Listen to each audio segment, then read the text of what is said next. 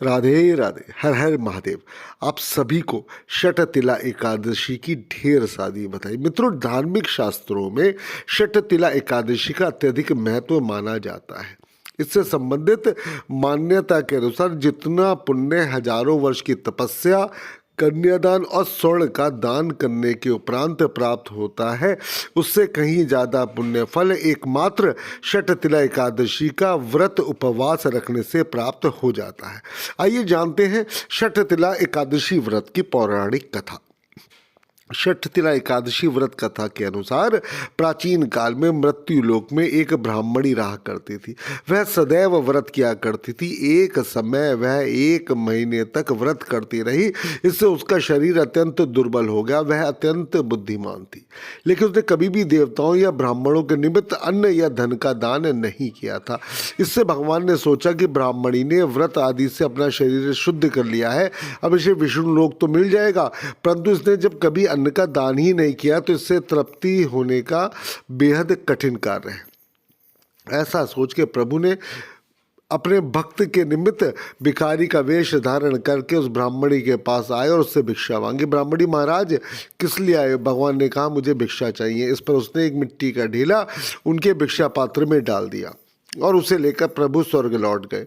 कुछ समय पश्चात ब्राह्मणी भी शरीर त्याग कर स्वर्ग में आ गई। उस ब्राह्मणी को मिट्टी का दान करने से स्वर्ग में सुंदर महल मिला, परंतु उसने अपने घर को अनादि सब सामग्रियों से शून्य पाया। ब्राह्मणी एकदम से घबरा गई और भगवान के पास गई। कहने लगी, प्रभु, मैंने अनेक व्रत आदि से आपके श्री चरणों की पूजा की, परंतु फिर भी मेरा घर अनादि सब वस्तुओं से शून्य है। इसका क्या कारण है? इस पर भगवान बोले, पहले तुम अपने घर जाओ, देव स्त्री आएंगी तुम्हें देखने के लिए। पहले उनसे षटतिला एकादशी का पुण्य और विधि सुन लो, तभी द्वार खोलना। ऐसा वचन सुन के वह अपने घर गई।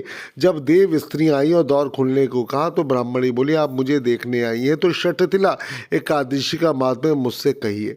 इनमें से एक देव स्त्री ने षटतिला एकादशी का जब महात्म्य सुनाया तब ब्राह्मणी ने द्वार खोल दिया। देवांगनाओं ने उसको देखा कि ना तो वह गंधर्वी है, ना ही असुरीय वरन पहले जैसी मानुषी है।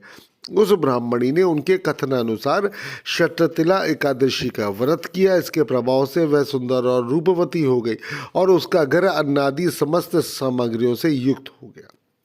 इसी कारण से हर मनुष्य को षटतिला एकादशी का व्रत और किसी भी तरीके का लोभ ना करके तिल आदि का दान करना चाहिए। इससे अनेक प्रकार के कष्ट, दुर्भाग्य, दरिद्रता दूर होकर मोक्ष प्राप्त होता है।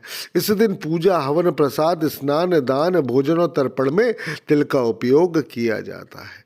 श्री कृष्ण गोविंद हरे मुरारी, हे नाथ नारायण वासुदेवा।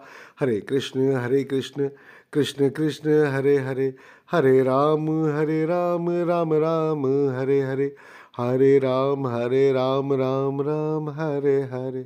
हरे कृष्ण हरे कृष्ण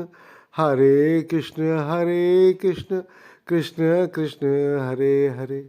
राधे राधे, राधे राधे, राधे राधे, राधे राधे।